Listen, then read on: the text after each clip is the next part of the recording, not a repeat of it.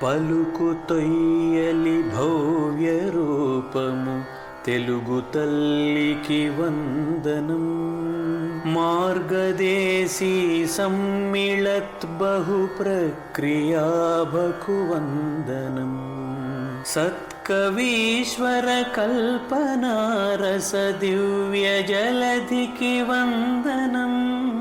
భావనా ప్రియ హృత్సరస్సు విహారి హంసికి వందనం. భావనా ప్రియ హృత్సరస్సు విహారి హంసికి వందనం. భావనా ప్రియ హృత్సరస్సు విహారి హంసికి వందనం. ఇది 218వ కార్యక్రమం మనది. ఇటీవల మనం శనివారం కార్యక్రమాల్లో ఒక కొత్త మార్పు చేసుకున్నాం. అదేమిటంటే విశిష్టులైనటువంటి పెద్దల ఇంటర్వ్యూస్ చేయటం, ముఖాముఖి చేయడం ద్వారా వారి అనుభవాలను, వారి ద్వారా సాహిత్య విశేషాలను తెలుసుకోవాలనేటువంటి ఒక ఉద్దేశంతో మార్పు చేసుకున్నాం. అందులో భాగంగా ఈరోజు మనం డాక్టర్ సూరం శ్రీనివాసులు గారి ముఖాముఖి ఏర్పాటు చేసుకున్నాం. ఈ కాలంలో అటు సంస్కృతంలోనూ ఇటు ఆంధ్రంలోనూ సాహిత్య వ్యాకరణంలో సమానమైనటువంటి ప్రజ్ఞ, పాండిత్యం, దిషణ కలవారిలో డాక్టర్ సూరం శ్రీనివాసులు గారి అగ్రేసరత్వం నడుస్తున్నది. అటు సంప్రదాయజ్ఞంలో సంప్రదాయజ్ఞులుగా పద్య రచన, అనువాద రచన, సంస్కృత రచన ఆధునికులుగా, ఇటు వచన కవిత్వంలో కూడా అగ్రశ్రేణిలో ఉన్నవారు డాక్టర్ సూరం శ్రీనివాసులు గారు. అటు సంస్కృత ఆంధ్ర వ్యాకరణాలలో వారు ఒక రిఫరెన్స్ బుక్ నడుస్తున్న గ్రంథాలయం. వారి అనువాద రచనలు, స్వీయ రచనలు అసంఖ్యాకంగా ఉన్నాయి. వాటి గురించి చెప్పాలంటే చాలా సమయం పడుతుంది కాబట్టి క్లుప్తంగా సౌమనస్యం, సున్నితపు త్రాసు వంటి ఖండకావ్యాలు అనేకం రచించారు వారు. భారతంపై పరిశోధనాత్మక వ్యాసాలు సృజించిన విద్వత్ కవులు, ధ్వని అలంకార శాస్త్రాలను నిష్ణాతులు, ఆదర్శ గురువు, సంస్కృత విద్యాపీఠాల్లో గౌరవ ఆచార్యులుగా ఉన్నారు వారు. హాస్య ప్రవచనాలు అనే అంశంపై పరిశోధన చేసి PhD పట్టా పొందారు. ఆంధ్రప్రదేశ్ సాహిత్య అకాడమీ పురస్కారం వంటి ఎన్నో పురస్కారాలను అందుకున్న విద్వత్ వరిష్ఠులు. ఓరియంటల్ కళాశాలలో ఉపన్యాసకులు, ప్రాచార్యులుగా పనిచేసి విశేషంగా సేవలు అందించిన ఉత్తమ అధ్యాపకులు, సద్గురువు. స్వయంగా శతావధానాలు చేయడమే కాకుండా డాక్టర్ పాలపర్తి వారి వంటి అవధానాలు తయారు చేసినటువంటి వారు డాక్టర్ సూరం శ్రీనివాసులు గారు. ఈ విధంగా బహుముఖీన ప్రజ్ఞాశీలత్వం కలిగిన డాక్టర్ సూరం శ్రీనివాసులు గారి స్వస్థలం నెల్లూరు. తల్లిదండ్రులు కడయింటి శేషమ్మ గారు, హనుమంతయ్య. వారి శ్రీమతి సులోచన గారు, వారికి 2 అమ్మాయిలు. వారిద్దరూ కూడా చక్కటి స్థానాల్లో సెటిల్ అయి ఉన్నారు. ఇటు కవిత్వంలో, అటు విమర్శలో, సాహిత్య వ్యాఖ్యానంలోను, అవధానంలోను, సాహిత్య విశ్లేషణల్లోను ప్రజ్ఞ గడించిన, అది కూడా సామాన్య ప్రజ్ఞ కాదండి, విశేషమైన ప్రజ్ఞ గడించినటువంటి శ్రీమాన్ డాక్టర్ సూరం శ్రీనివాసులు గారి అనుభవాలను మనం పంచుకుందాం. ఇది అతి క్లుప్తంగా మాత్రమే వారి పరిచయం. మనందరికీ తెలుసు, మన వార్షికోత్సవాల్లో, సభల్లో వారు తప్పనిసరిగా వచ్చి వారి అమూల్యమైనటువంటి ప్రసంగాలను మనకి ఇస్తూ ఉంటారు. అనేక గొప్ప విషయాలు మనకు ఆవిష్కరిస్తూ ఉంటారు మన సభల్లో. ఆ డాక్టర్ సూరం శ్రీనివాసులు గారిని పరిచయం చేస్తున్నవారు మన భావన సాహితీ వేదిక వ్యవస్థాపకురాలైనటువంటి పాలపర్తి అహ్లీల. ఆంధ్ర భూషణం, పద్య ప్రభాతం వంటి గొప్ప రచనలతో అటు పద్యంలోనే కాకుండా వచన రచనలో కూడా అందివేసిన చెయ్యిగా బాగా రాణిస్తున్నటువంటి కవయిత్రి పాలపర్తి హవీల. పెద్దలు ప్రశంసలు బాగా పొందుతున్న కవయిత్రి హవీలను ముఖాముఖి ప్రారంభించవలసిందిగా కోరుతూ, ఇప్పుడు దాదాపు అవుతున్నది, గంట సేపు సమయం, 8:15 దాకా కూడా మనం ఇంటర్వ్యూ కొనసాగితే ముఖాముఖి, ఆ తర్వాత ముగ్గురు స్పందనలు తెలుసుకున్న తర్వాత ముగింపులోకి పెడతాం. హవీల ముఖాముఖి ప్రారంభించవలసిందిగా నేను ఆహ్వానిస్తున్నాను. ధన్యవాదాలు గురువు గారు. నేటి భావనా ప్రియ 218వ సాహిత్య కార్యక్రమంలో ఇంత చక్కని విశిష్టమైనటువంటి ఒక ఇంటర్వ్యూని కలిగి ఉండడం, విశిష్టమైనటువంటి వ్యక్తి అయినటువంటి మాస్టర్ మన మధ్యలో ఉండడం, ఆ అవకాశం భావనా ప్రియ వేదికగా నాకు కలగడం కూడా నేను భాగ్యంగా భావిస్తున్నాను. అందరికీ నమస్కారాలు పేరు పేరున తెలియజేస్తూ, సూర్యం శ్రీనివాసులు మాస్టర్ గారికి, ఈ కార్యక్రమానికి విశేషంగా హాజరైనటువంటి కడిమళ్ళ మాస్టర్కి, చిట్టోటి విజయ్ కుమార్ మాస్టర్కి అందరికీ నమస్కారాలు తెలియజేస్తూ, వారి గురించినటువంటి కౌటుంబిక వ్యక్తిగతమైనటువంటి మౌలిక సమాచారం అంతా చక్రవర్తి గురువు గారు పరిచయం చేశారు కనుక నేను నేరుగా ప్రశ్నల్లోకి ప్రవేశిస్తూ, మాస్టారు నమస్కారం. నమస్తే. మాస్టారు సాధారణంగా ఏవైనా సబ్జెక్టులని ఎంపిక చేసుకోవడం, ఏదైనా విషయాలని చదువుకోవడం కోసం వృత్తిపరంగా ఎంచుకోవడం సాధారణమైన విషయమే. కానీ సంస్కృత భాష అనేటువంటి ఒక విశిష్టమైనటువంటి భాషను వృత్తి కొరకు ఒక రెగ్యులర్ స్టడీగా ఎన్నుకున్నారు. తెలుగు భాషను ఆసక్తి మేరకు విస్తృతంగా గొప్పగా చదువుకున్నారు.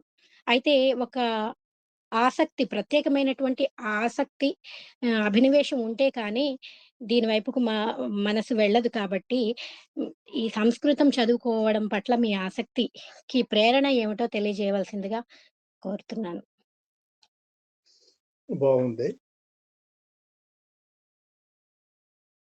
మా అమ్మా నాన్న వాళ్ళు కేవలం ప్రాథమిక విద్య వరకే చదువుకున్న వాళ్ళే, కానీ అంతకంటే పై చదువులు చదివిన వాళ్ళు కాదు. నాకు తెలిసి మా వంశంలో కూడా ఎవరు పెద్ద చదువులు కానీ సంస్కృతం లాంటివి కానీ చదివిన వాళ్ళు లేరు. మా మేనమామ గారు ఒకరు వ్యాకరణ శిరోమణి చదివారు, కానీ అక్కడి నుంచి ఎందుకో దాన్ని పూర్తి చేయడం జరగలేదు, మధ్యలోనే ఆపేసినట్టున్నారు. సో నాకు వెనక నుంచి వచ్చినటువంటి నేపథ్యగతమైన ప్రేరణ అంతవరకే. సూటిగా చెప్పాలి అంటే బ్రతుకు తెరువు కోసం సంస్కృతాన్ని ఆశ్రయించానే తప్ప సంస్కృతం మీద ప్రేమ అనేటువంటి పెద్ద పెద్ద మాటలు మాట్లాడేందుకు అవకాశం లేదు. ఆ రోజుల్లో ఉన్నత పాఠశాలల్లో కూడా ప్రతి నెల ట్యూషన్ ఫీ కట్టవలసిన పరిస్థితి. 8వ తరగతి వరకు ఏ ట్యూషన్ ఫీ ఉండేది కాదు. 9వ తరగతి నుంచి నెలకు ₹6.25 కట్టవలసి వచ్చేది ట్యూషన్ ఫీ. అది కట్టే అవకాశం నాకు లేదు. ఓరియంటల్ స్కూల్స్ లేక వెడితే ట్యూషన్ ఫీ లేకుండా ఉంటుంది చదువు. అందుకని నేను 9th క్లాస్లో నుంచి ఓరియంటల్ స్కూల్లోకి వెళ్ళి సంస్కృతం చదవడం ప్రారంభించాను. వాస్తవంగా అయితే 9th క్లాసులో 9వ తరగతిలో చేర్చుకోవడం కూడా చాలా కష్టమే ఓరియంటల్ స్కూల్స్లో, అంటే వీళ్ళు చదవలేరు అని. అప్పటికే రఘువంశం, కుమార సంభవం, బాలరామాయణం లాంటివన్నీ 8వ తరగతి లోపే చెప్పేసి ఉంటారు, అందుకని చదవలేరు అని. కానీ అక్కడ మా బావగారు కూడా అదే స్కూల్లో టీచర్ కావడంతో ఆయన ఇచ్చినటువంటి హామీ మేరకు, అంటే అది చేర్చుకోకూడదు నియమం ఉండదు, చదవలేరేమో అని చెప్పి భయపడి చేర్చుకోకపోవడమే. అదే నియమాన్ని ఉల్లంఘించడం కాదు, చేర్చుకోవడం. కాబట్టి చేర్చుకున్నారు. అలా సంస్కృతం మీద ఒక అనివార్యత నన్ను సంస్కృతం వైపు నడిపించింది. అటువైపు అడుగు వేశాను కాబట్టి నిబద్ధత నన్ను సంస్కృతం చదివేట్టు చేసింది. అనివార్యత, నిబద్ధతల యొక్క సమ్మేళనమే నా సంస్కృత అధ్యయనం యొక్క ప్రయోజనము, ఫలము. అక్కడి నుంచి కాలేజీలో అక్కడి నుంచే కూడా సంస్కృత కళాశాలలో చేరి సాహితీ శిరోమణి 4 సంవత్సరాలు పూర్తి చేసుకొని, అది SSLC తర్వాత 4 సంవత్సరాలే అయినప్పటికీ ఎంఏకి సమానం కాబట్టి ఆ సర్టిఫికేట్ మీదనే లెక్చరర్గా కూడా చేరేటువంటి అవకాశం ఏర్పడింది. ధన్యవాదాలు మాస్టారు. మీరు అష్టావధానాలు, శతావధానాలు ఇలా అవధాన విద్య మీద కూడా గొప్ప సాధికారత కలిగినటువంటి వారు కదా! మరి మీరు అవధానాలు చేయడానికి ఏది ప్రేరణగా నిలిచింది మాస్టారు? అవధానానికి ప్రేరణ 1, 2 అవధానాలు చూడటమే, అంతకంటే ఇంకేం లేదు. అంటే కుటుంబ నేపథ్యం చాలా తక్కువ స్థాయి నుంచి కావడంతో ఒక విధమైనటువంటి గౌరవము, గుర్తింపు కోసం ఎన్ని అవకాశాలు ఉంటే అన్ని అవకాశాలను వినియోగించవలసినటువంటి అగత్యము అనేటువంటిది ఒకటి ఏర్పడుతుంది.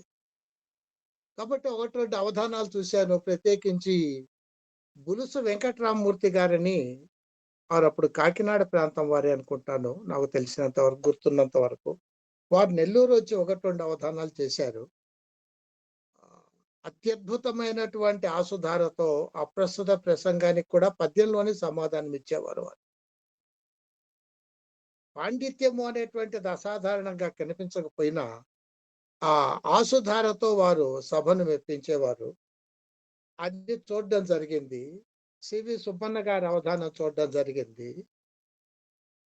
ఇవన్నీ కూడా ఊరికే చూసి అలా వదిలేసినవి. నిజానికి అవధానం చేయాలి, నేర్చుకోవాలి అనేటువంటిది 1969లో కళాశాల ప్రతినిధిగా వెంకటేశ్వర యూనివర్సిటీలో ఏదో విద్యార్థుల సమస్యలను వాళ్ళతో చర్చించడానికి కళాశాల ప్రతినిధిగా వెళ్ళాను. అక్కడ తిరుపతి ఓరియంటల్ కళాశాల వాళ్ళ వార్షిక సంచిక మ్యాగజైన్ చూశాను. దాంట్లో నరాల రామారెడ్డి గారి అవధానానికి సంబంధించినటువంటి వార్త ఉంది. వారు విద్యార్థిగా ఉన్నప్పుడు చేసిన అవధానము.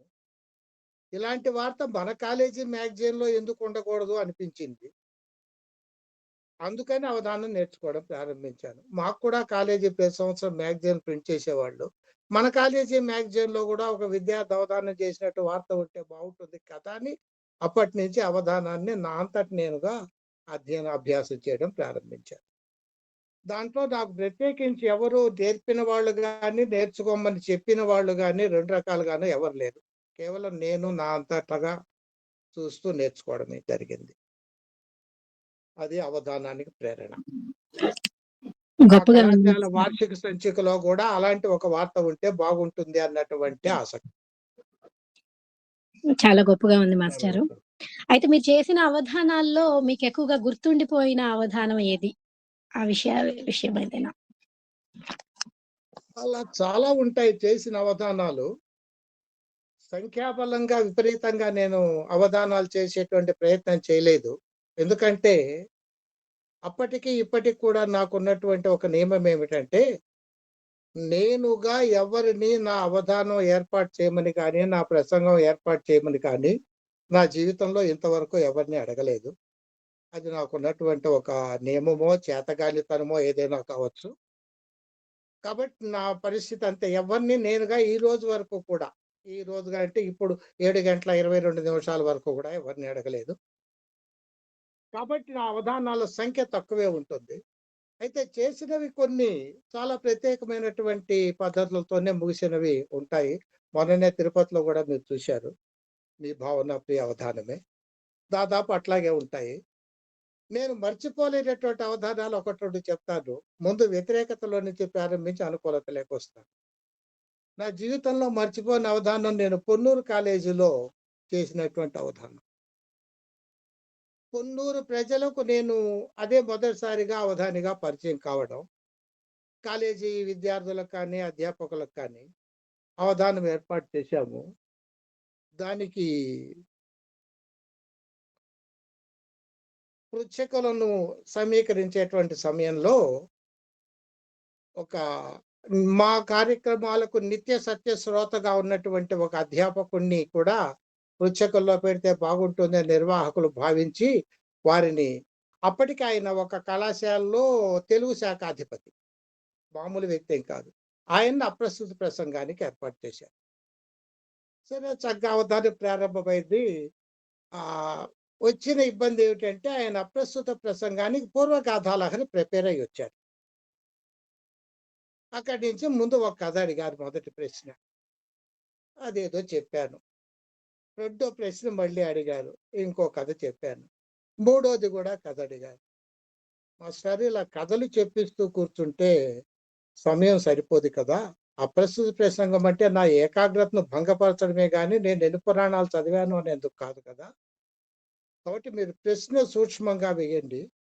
సమాధానం సూక్ష్మంగా ఉంటుంది. అది జనరంజకంగా ఉంటే బాగుంటుంది అని చెప్పాను. నాలుగో ప్రశ్న కూడా అదే వేశారు. నేను ఇందాక చెప్పాను కదా మాస్టారు అన్నాను. వారు వెంటనే అవధానం అంటే అప్రస్తుత ప్రసంగమేనండి, మిగతా 7 ఎవరైనా చేస్తారు అన్నారు. దాంతో నేను శాంతంగానే ఉన్నాను గానీ మిగతా పృచ్ఛకుల కోపం వచ్చింది. ఒక ఆయన లేచి నువ్వొచ్చి కూర్చో మిగతా 7 చేసేయి అప్రస్తుత ప్రసంగం కాకుండా అని కూడా అనేశాడు. నేను వీరిని సమర్థించి అయ్యో అదేంటండి ఆయనకు తెలియక కాదు అవధానం అంటే ఈరోజు వినాయక చవితి ఏదో ఒక రీతిగా రెచ్చగొట్టి తిట్లు తింటే శుభం కలుగుతుంది అని మనకు ఒక విశ్వాసం ఉంది. వినాయక చవితి రోజు తిట్లు తిన్నవాడికి అది ఆశీస్సులు అని. అట్లా నా చేత తిట్లు తిందామేమో అని వారు ప్రయత్నం చేస్తారే తప్ప వారికి అవధానం అంటే తెలియక కాదు.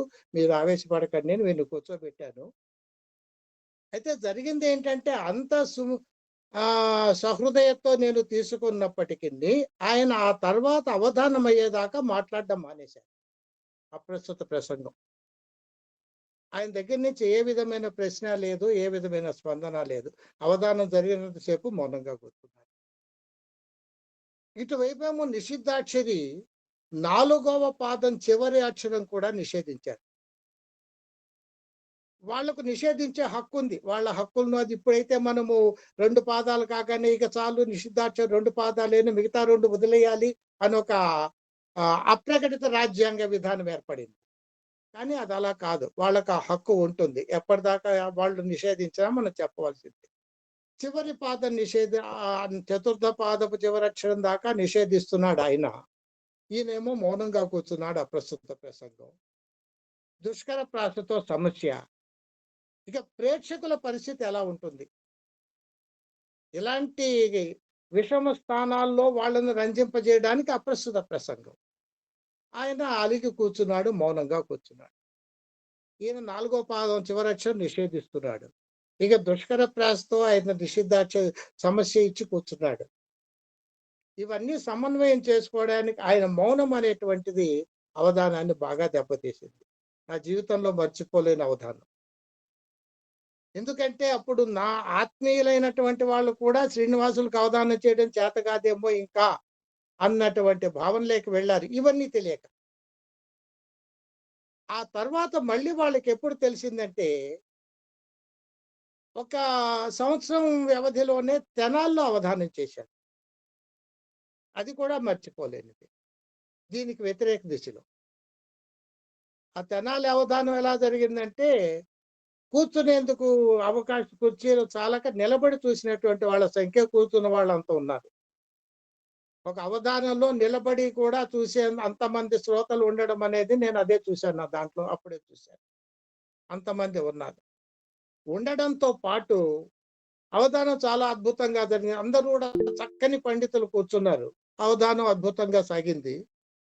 అవధానం అయిపోయిన తర్వాత ఒక ఆయన నాకు 2 నిమిషాలు మాట్లాడడానికి టైం ఇవ్వాలి అని అడిగారు. నిలబడి వింటున్న ఆయన. ఆయన ఎంత తీవ్రంగా కోపంగా అడిగాడంటే అధ్యక్షుడు భయపడ్డాడు ఆయనకు సమయం ఇవ్వడానికి. ఏంటి ఇంకా ఈ రోజుల్లో కూడా మీ అవధానాలు పాడు ఏంటి, దేశం ఎట్లెడుతోంది, మీరెక్కడున్నారు అని చెప్పి తిడతాడేమో అన్నంత భయం వేసింది అనమాట. ఆయనకి ఇవ్వలేదు, వెంటనే అవకాశం ఇవ్వలేదు. ఇంకొక ఇద్దరు ముగ్గురికి అవకాశం కావాలంటే పిలుస్తున్నారు తప్ప ఆయన పిలవట్లేదు. ఆయన సీరియస్ గా మళ్ళీ అడిగాడు. ఏంటి నేను ఇందాక నుంచి అడుగుతుంటే నన్ను పిలవరు అని. ఇక విధి లేక రండి అన్నాడు. ఆయన వచ్చిన తర్వాత నేను ఇక్కడ ఈ దగ్గరలో హై స్కూల్లో బిఎడ్ అసిస్టెంట్ను. ఎప్పుడో చిన్నప్పుడు అవధానం అంటే విన్నాను, ఇంతవరకు చూడలేదు. ఈరోజు చూశాను, జీవితం ధన్యమైంది అనుకున్నాను. ఎక్కడో బయట బోర్డు చూసి నేను వచ్చానే తప్ప నాకు ప్రత్యేకమైన ఆహ్వానం కూడా లేదు. జీవితం ధన్యమైంది అనుకున్నాను. ఇటువంటి కార్యక్రమం చేసినటువంటి వాడిని మా సంస్థ పేదది, లక్ష్మికి సరస్వతికి ఎప్పుడు కూడా స్నేహం ఉండదు, ఇలాంటి కబుర్లు చెప్పి తెనాలి పరువు తీదలుచుకున్నారా మీరు? వీరిని నేను అర్ధనోటు పదహాలతో సత్కరిస్తున్నాను అంటూ ఆయన అలా ఇచ్చేసి వెళ్ళిపోయారు. ఈ ఆ పొన్నూరు అవధానాన్ని, ఈ అవధానాన్ని రెంటిని చూశారు మా మిత్రులు. చూసిన తర్వాత మనం ఎంత పాడు చేసుకున్నాం పొన్నూరు అవధానాన్ని అని వాళ్ళే పశ్చాత్తాపపడడం జరిగిందన్నమాట. అవి 2 కూడా మర్చిపోలేనివి. ఇంతవరకు చాలనుకుంటాను. ఇంకా కావాలి అంటే ఇంకా ఉంటాయి. నా అవధానాల్లో సహజంగా ఏంటంటే ఈ నిషిద్ధాక్షరి అనేటువంటిది ఒక్కొక్క ప్రత్యేకగా సాగుతూ ఉంటుంది. ఏలూరులో ఒకసారి అవధానం చేస్తున్నాను. అక్కడ గరికపాటి మల్లావధాని గారని అక్కడ సిఆర్ కాలేజీలో తెలుగు శాఖాధిపతిగా పనిచేసి విశ్రాంతి పొందుతున్నటువంటి ఆయన మంచి కవి, స్వాతంత్ర సమరయోధుడు, కవి. ఆయనకు అప్పటికే నా గురించి తెలుసు, ఒక మంచి లెక్చరర్‌గా. ఆయనే ఆ కార్యక్రమానికి అధ్యక్షుడు. నన్ను ముందు దగ్గరకు పిలిచి, "అంతా మనమే కదా! కొన్ని నిషిద్ధాక్షరి తీసేసి మిగతా చేద్దామా?" అని కూడా అడిగాడు నన్ను ఆప్యాయతతో. అంటే అప్పటికి ఇంకా చిన్న కుర్రవాడిని. ప్రేమగా ప్రేమను ప్రదర్శిస్తే బావుంటుంది, ఒక వెసులుబాటు ఇద్దాము. అయ్యో! అదేంటండి అన్నీ చేద్దాము, నాకేమీ అభ్యంతరం లేదు, అన్నీ చేద్దాము అన్నాను నేను. ఆయనే కూర్చున్నాడు నిషిద్ధాక్షరికి. మంచిదే, సహాయం చేయడానికి కూర్చున్నాడేమో అని భ్రాంతి పడే అవకాశం లేకుండా అందరూ ఆ దేవుడినో, ఈ దేవుడినో పొగడమంటుంటే ఆయన వసంత ఋతువులో ఆధునిక స్త్రీకి, ప్రాచీన స్త్రీకి కూడా కలిగేటువంటి భావాలను సమన్వయం చేస్తూ వర్ణన చేయండి అని నిషిద్ధాక్షరి అడిగారు. అలాంటి ప్రశ్నలు కూడా దాదాపు నిషిద్ధాక్షరిలో ఈ రోజు అవధానులు ఊహించలేరు. నిషిద్ధాక్షరి అనగానే ఓ దేవతను ప్రార్థించాలి, అది కందమే అయి ఉండాలి. ఇలాంటి కొన్ని, అది 2 పాదాల వరకే నిషేధించాలి, 3వ పాదం జోలికి వెళ్ళకూడదు. ఇలాంటి అలిఖిత రాజ్యాంగాలతో జరుగుతోంది ఇప్పుడు. అప్పుడు అదేం లేదు. ఒకసారి అయితే మరి ధూళిపాల మహదేవమణి గారు కాకినాడలో అవధానం చేస్తుంటే భీమసేనుడి పరాక్రమాన్ని చంపకమాలలో వర్ణించండి అని అడిగాడు నిషిద్ధాక్షరి 1975లో. ఇట్లా ఉండేవి. కాబట్టి ఆయన ఆ వసంత ఋతువులో ఆధునిక ప్రాచీన స్త్రీలకు కలిగేటువంటి భావాలను సమాంతరంగా వర్ణించండి అని అడిగాడు నిషిద్ధాక్షరి. అలాగే లెట్టి అంటారు. ఎందువల్లంటే పృచ్ఛకుడు ఎప్పుడూ కరెక్టే, వారు ఏమడిగితే మనం అది చెప్పాలి అన్నది నా యొక్క అవధానిగా నా సిద్ధాంతం అది. పృచ్ఛకులను ఎప్పుడూ వ్యతిరేకించిన, వారు ఏమడిగితే అదే సరి. సరే కా అన్నాను, ఏదో మా అన్నారు, లా అన్నాను, ఏదో నిషేధించారు, లా అన్నాను, మళ్ళీ లా అన్నాను, మళ్ళీ లా అన్నాను, కా లా లా లా లా. ఆయనకి అయోమయమైపోయింది, ఏం నిషిద్ధాంతో తెలియట్లేదు. పక్కన మిగతా పృచ్ఛకులు వాళ్ళు తక్కువ వాళ్ళేం కాదు. సూర్యోదయాంధ్ర నిఘంటువులో పనిచేసి వచ్చినటువంటి పండితులు కూడా ఉన్నారు అక్కడ. వీళ్ళు అనుకుంటున్నారు నిషిద్ధాక్షరి అంటే అర్థం ఉండక్కర్లేదు అనుకుంటున్నాడేమో. పద్యం చెప్పేయడమే తప్ప ఛందస్సులో అర్థం ఉండక్కర్లేదు, భావం ఉండక్కర్లేదు అనుకుంటున్నాడేమో. అంటే వాళ్ళందరూ కూడా నన్ను మొదటిసారి అప్పుడు చూసింది. అందుకని అలా లా లా లా లా లై లా లా లా లా అంటుంటే ఏంటో అనుకున్నాను. వాళ్ళకి పాపం మొదటి పాదం అర్థం కాలేదు. రెండో పాదము, మూడో పాదము అంతా అయిపోయింది. అప్పుడు అవధానం అయిపోయి ధారణ కూడా అయిపోయిన తర్వాత ప్రేక్షకుల్లో ఒకడు లేచి ఆ మొదటి పాదానికి అర్థం చెప్పాలి అన్నారు. ఇక ఈయన అధ్యక్ష స్థానంలో ఉన్న మల్లావధాని గారికి తప్పలేదు. వాళ్ళు అడుగుతున్నారు కదా, చెప్పాలి కదా అన్నట్టు. అక్కడ నేను చెప్పవలసినంత విషయం ఏం లేదండి. దాన్ని విడగొట్టుకుంటే మీకే అర్థమవుతుంది. నేను చెప్పవలసింది ఏముంది అక్కడ? కలలు అలలై లలనలకు అలా కలిపేస్తే కలలలలై లలనలకు అలా వచ్చింది అంతేనా అన్నాను.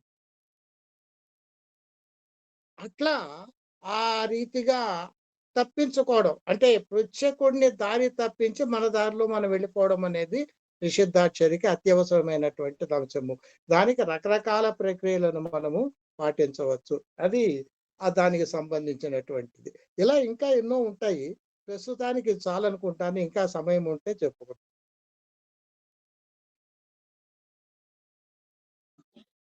ధన్యవాదాలు మాస్టారు. బావుంది. మొన్న తిరుపతిలో జరిగినటువంటి సంస్కృత విశ్వవిద్యాలయంలో కూడా నిషిద్ధాక్షరిలో మీరు 'నానా నా' అనే దాంతో 'మేనా నాన్న' అంటూ నేనా నానా నాథ ప్రాణ. ఆ!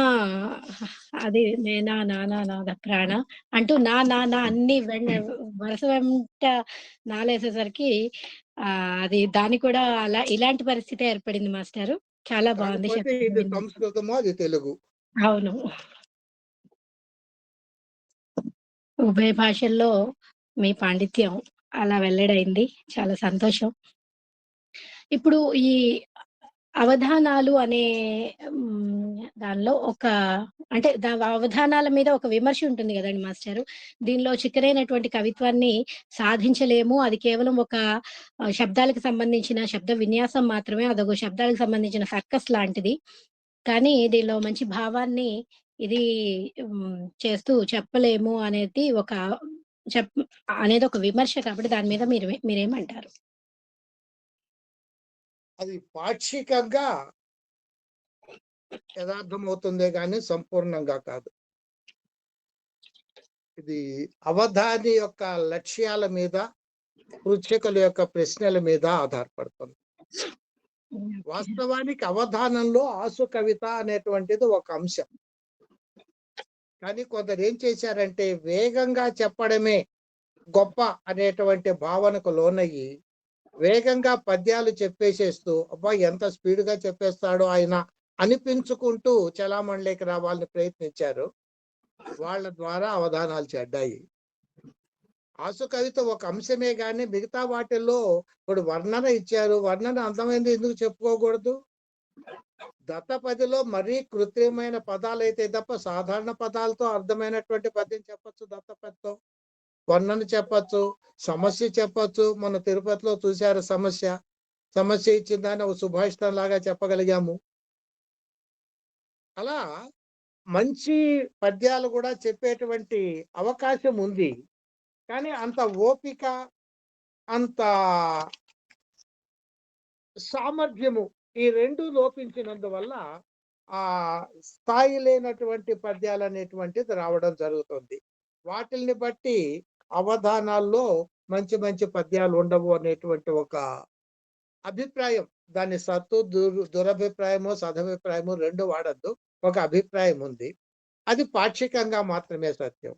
మీకు ఇంత ముందు చెప్పాను ఒకసారి మార్కాపురంలో చేసినటువంటి ఒక అవధానంలో తుఫానును వర్ణించమంటే ఒక చిన్న కంద పద్యమే చెప్పాను. తనలోన సుళ్ళు తిరిగెడు ఘనతర శూన్యాంతరాత్మ కని జాలిని చూపని మనలను కని నిలువెల్లను నీరగుటయే తుఫాను లక్ష్యము మిత్ర. కంద పద్యం తుఫాను. తనలోన సుళ్ళు తిరిగెడు ఘనతర శూన్యాంతరాత్మ. ఇది ఒక శాస్త్రీయమైన సత్యం. అల్పపీడనం ఏర్పడింది అంటే అక్కడ శూన్యాన్ని నింపడం కోసంగా గాలి వేగంగా ప్రసరిస్తుందట. అందువల్ల తనలోను సిళ్ళు తిరిగేటువంటి శూన్యమైన అంతరాత్మను చూసి జాలి చూపని మనలను గని అదే శూన్యాంతరాత్మతో అది శోభ పడుతుంటే మనకేమైనా తుఫాను మీద జాలి ఉందా? దాని నుంచి మనం ఎలా కాపాడుకోవాలి, ఇది ఎప్పుడు పోతుందిరా దేవుడా అనుకుంటూ దాన్ని నిందించుకుంటూ ఉంటామే గాని కొంచెం సానుభూతి అయినా మన వైపు నుంచి వెళ్ళదు. అలా జాలి చూపని మనలను గని నిలువెల్లను నీరగుట. తుఫాన్ జరిగేది ఏమిటి అంటే మొత్తం వర్షంగా కురవడమే కదా, నిలువెల్లా నీరైపోవడం. అదేమో జాతీయం. నిలువెల్లా నీరు కావడం అంటే నిస్పృహకు లోనైపోవడం. ఇలాంటి పదబంధాలతో చిన్న కంద పద్యంలో తుఫాను వర్ణించింది. అది అవధానంలో వర్ణించిన పద్యమే. మరి అవధానాల్లో మంచి పద్యాలు రావని ఎలా అనగలం? సంభ్రాంత కురునాయకేన హసత కృష్ణా సమాలింగిత అని తిరుపతిలోనే సంస్కృత విశ్వవిద్యాలయంలో సంస్కృత సమస్య. సంభ్రాంత కురునాయకేన హసత కృష్ణా సమాలింగిత. కురునాయకుడి చేత ద్రౌపది కౌగలించుకొనబడినది. ఆ సమస్య ఇచ్చినటువంటి పృచ్ఛకుడు ఏం చేశాడంటే దాంట్లో మళ్ళీ ఒక విధి కూడా నిషేధం కూడా పెట్టాడు. కురునాయకేనా అంటే దుర్యోధనుడు అనే అర్థంలోనే చెప్పండి, ఎవరైనా కురునాయకులే కదా అని చెప్పి లాగేస్తారేమో అని. దాన్ని చెప్పాము. దాంట్లో ఎట్లా చెప్పాము? ఆశా బలవతి రాజన్ శల్యో జేష్యతి పాండవాన్ అని ఒక పద్యం ఉంది. అతే భీష్మే గతే ద్రోణే కర్ణే చ వినిపాతితే. భీష్ముడు, ద్రోణుడు, కర్ణుడు అందరూ పడిపోయిన తర్వాత కూడా శల్యుడు పాండవులను గెలవలేకపోతాడా అని దుర్యోధనుడు భావించుకుంటున్నాడు. ఆ భావాన్ని తీసుకొని భీష్మే యుద్ధ పరాంగుఖే శరగురవు యాతేచ లోకాంతరం కర్ణే చాపి మృతేహి భారమఖిలం శల్యే సమారోపితం సంభావ్యైవ జయం తథాపి వసతౌ స్వప్నేషు నిద్రాళునా కురునాయకేన సంభ్రాంత. అప్పటికి కూడా మళ్ళీ మనం గెలవకపోతామా అని కలలు కంటూ ఆ దుర్యోధనుడు ఆ కలలో ద్రౌపదిని కౌగలించుకున్నాడు. ఇది అందమైనటువంటి పద్యమే కదా, సమస్యాపూర్ణమైన. అందువల్ల అది కొంచెం ఓపిక, కొంచెం ఆలోచన లేకుండా వేగంగా చెప్పేయడమే అవధానము అనేటువంటి భ్రాంతికి కొందరు నడిపించిన కారణంగా అలా నడుస్తున్న వాళ్ళంతా ఆ మంచి పద్యాలు చెప్పలేము అనేటువంటి ఇబ్బందికి లోనవుతున్నారు తప్ప కొంచెం సహనం ఉంటే అక్కడ కూడా చెప్పే అవకాశం ఉంటుంది. తర్వాత బాగుంది మాస్టారు. ఇప్పుడు వర్ధమాన అవధానులకు మీరు చేయగలిగినటువంటి సూచనలు అంటే ఎలా మార్గదర్శనం చేస్తారు? వాళ్ళు ప్రయాణం చేయాల్సిన అవధాన మార్గంలో అది తెలియజేయండి మాస్టర్. వర్ధమాన అవధానులు ముందు జాగ్రత్త పడవలసింది సంచాలకులను చూసి. ప్రస్తుతం జరుగుతున్నటువంటి అవధానాల్లో అవధానాన్ని సంచాలకులు మింగేస్తున్నారు. ఇది అవధానులకు చాలా ప్రమాదం. ఎందువల్లంటే వీళ్ళని ఏదో చిన్నపిల్లలుగా లెక్కేసి ఆ సంచాలక స్థానంలో కూర్చున్న వాళ్ళు తమ పాండిత్యాన్ని, తమ వైభవాలను మొత్తాన్ని ప్రకటించుకుంటూ అమాయకులను చేసి కూర్చోబెడుతున్నారు అవధానుల్లో. వీళ్ళు పాపం బుద్ధిగా మంచివాడు కాదంటారేమో మాట్లాడితే అనుకొని అలాగే కూర్చొని ఉంటున్నారు. అలాంటి దయనీయ స్థితికి మాలాంటి వాళ్ళం వెళ్ళలేదు. అప్పుడు మేము అవధానాలు చేసేటప్పుడు సంచాలకుడు అంటే ఎక్కడైనా అవధానికి పృచ్ఛకుడికి మధ్య ఘర్షణ వస్తే లేదా అభిప్రాయ భేదం వస్తే దాన్ని సమన్వయం చేసేందుకు మాత్రమే ఉండేవాడు తప్ప ప్రతి ప్రశ్నకు తాను వ్యాఖ్యానం చేసేసి తాను చొరబడి అవధానికంటే నేను మేధావిని అని అనిపించుకునేటువంటి దురదృష్టకరమైన వాతావరణం లేకి అప్పటి సంచాలకులు వెళ్ళేవాళ్ళు కాదు. ఇప్పుడు ఎవరు వెళ్లకుండా ఆగట్లేదు. అది వాళ్ళ నుంచి జాగ్రత్త పడాలి అవధానుల ముందు. లేకపోతే వీళ్ళు డమ్మీలుగానే మిగిలిపోతారు. వాళ్ళు అవధాన సేవా ధురంధరులుగానే పేరు తెచ్చుకుంటూ ఉంటారు. అవధానంలో దాదాపు 40-50 నిమిషాల సేపు ఈ సంచాలకుల యొక్క వైభవంతోనే సరిపోతుంది. దాంతో అవధానం 3.5 గంటలు 4 గంటలు అవుతుంది. అంటే అవధానం చేయాలి అంటే 3 గంటలు కనీసం కావాలి అనేటువంటి ఒక అపప్రథ కూడా ఏర్పడిపోయింది. ఈ సందర్భంగా నేను నా మొట్టమొదటి అనుభవం చెప్తాను. మా కళాశాలలో నేను అవధానం చేసినప్పుడు, అంతకుముందు మా బావగారింట్లో మొట్టమొదటి చేశాను. అది సెలవుల్లో. తర్వాత కాలేజీ తీసిన తర్వాత మిగతా మిత్రులకు, ఫ్రెండ్స్కి అందరికి ఇలా అవధానం చేశానని చెప్పగానే వాళ్ళు నా మీద కోపం పడిపోయారు. మాకు చెప్పకుండా నువ్వు చేయడం ఏంటి, మాకు తెలియక్కర్లేదా, వెంటనే నువ్వు మళ్ళీ కాలేజీలో చేయాల్సిందే అన్నారు. సరే చేద్దాం, ఇబ్బంది ఏముంది అన్నాను. ప్రిన్సిపాల్ దగ్గరికి వెళ్ళారు. శ్రీనివాసులు అవధానం పెట్టాలండి కాలేజీలో అన్నారు.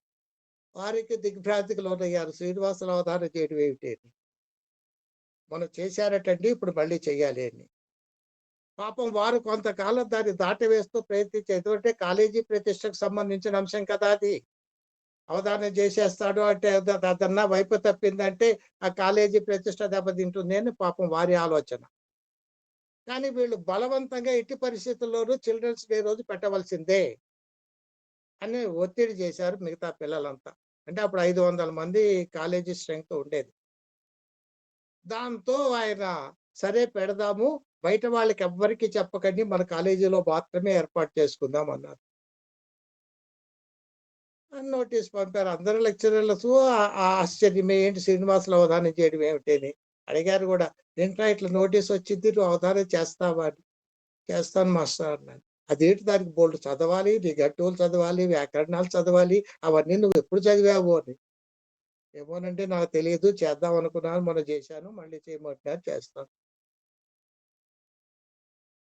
ఇంతలో మా బావగారు వాళ్ళ ఇంట్లోనే చేశాను కాబట్టి ఇట్లా కాలేజీకి పరిమితము అంటే వారు వెళ్లి ప్రిన్సిపాల్ దగ్గరికెళ్ళి, కాదు మీరు బహిరంగంగానే పెట్టండి, పబ్లిక్ మీటింగ్‌గా పెట్టండి. చక్కగా చేస్తాను నేను హామీ ఇస్తున్నాను. ఆయన కొంత గౌరవం ఉన్నటువంటి వ్యక్తి ఆ ప్రాంగణంలో. కాబట్టి ఆయన మాట మేరకు దాన్ని బహిరంగ సభగానే పెట్టారన్నమాట అవధానం. 9 గంటలకు అవధానం అన్నారు. 8:55కు కరెంట్ పోయింది. 9:05కొచ్చింది. 9కి రాహుకాలం. నెల్లూరు ప్రాంతంలో రాహుకాలాన్ని ప్రధానంగా దాన్ని తప్పించి కార్యక్రమాలు చేస్తారు. ఇటువైపు వస్తే వర్జ్యం అంటారు. అక్కడ రాహుకాలం. అయినా అనివార్యంగా 9:05కు ప్రారంభమైంది. 10:25కి అయిపోయింది అవధానం. అధ్యక్ష స్థానంలో ప్రిన్సిపాల్ గారే ఉన్నారు. ఉడాలి సుబ్బరామ శాస్త్రి గారు. అసాధారణమైన న్యాయ పండితుడు. నైషధానికి ప్రతిపదార్థము, టీకా, వ్యాఖ్యానం రాసి తెలుగులో సాహిత్య అకాడమీ 7-8 సంపుటాల్లో ప్రచురించింది వారిది. వారు అధ్యక్ష స్థానంలో. అప్పుడు వారు చెప్పారు అయిన తర్వాత, శ్రీనివాసులు అవధాన పట్టే సాయంకాలం దాకా భోజనం కూడా లేకుండా ఇక్కడే కూర్చోవాలేమో వేదిక మీద అనుకున్నాను. రాహుకాలంలో ప్రారంభించాడు. రాహుకాలం అయిపోక ముందే ముగించేశాడు. రాహు కూడా భయపడినట్టున్నాడు వీడిని చూసి అని సుబ్బరామ శాస్త్రి గారు అభినందించారు. అట్లా జరగవలసింది. ఇప్పుడు వీళ్ళు మినిమం కనీసం 3 గంటలు అనేటువంటి ఒక నిర్ణయానికి వచ్చేసారు అందరూ అవధానాలంటే. కారణం ఏంటంటే వీటిలో గంటన్నర సేపు సంచాలకులు తినేస్తున్నారు కాబట్టి. అక్కడి నుంచి బయటపడాలి. ఆధునిక అవధానులు దాని నుంచి బయటపడాలి. తర్వాత రెండవది ఏంటంటే ఆ అవధానులే కాదు, సాహిత్యం కూడా, సాహిత్యం యొక్క పరమార్థం ప్రవచనాలే అనేటువంటి ఇంకొక భ్రాంతికరమైనటువంటి వాతావరణం ఇప్పుడు ఏర్పడింది. గతంలో సాహిత్య నిష్ణాతులు అనుకున్న వాళ్ళంతా ఆదాయం అంతగా కనిపించకపోయేటిగా సాహిత్యంలో ప్రజల దగ్గర నుంచి ప్రవచనాలు అంటేనే ఆదాయం వస్తోంది కాబట్టి సాహిత్యంలోంచి ప్రవచనాలకు దూకేయడం ప్రారంభించారు. ఇప్పుడు ప్రస్తుతం అవధానులు కూడా చాలా మంది పాపం చిన్నప్పటి నుంచే అదే ప్రణాళికల్లో ఉన్నట్టుగా నాకు ఈ మధ్య భయం వేస్తోంది. సాహిత్యం వాళ్ళు సాహిత్యంలోనే ఉండాలి. ప్రవచనాలకు వాళ్ళు వేరే ఉంటారు. డబ్బు కావాలి అంటే ఏదో ఒక రీతిగా సంపాదించుకోవచ్చు. బ్రతుకు తెరువుకు ఇవే అక్కర్లేదు. 4 మోసపు మాటలు చెప్పే బ్రతకక్కర్లేదు. నిజాయితీగా కూడా బ్రతకచ్చు. అందువల్ల అవధానులు అదొకటి తెలుసుకోవాలి.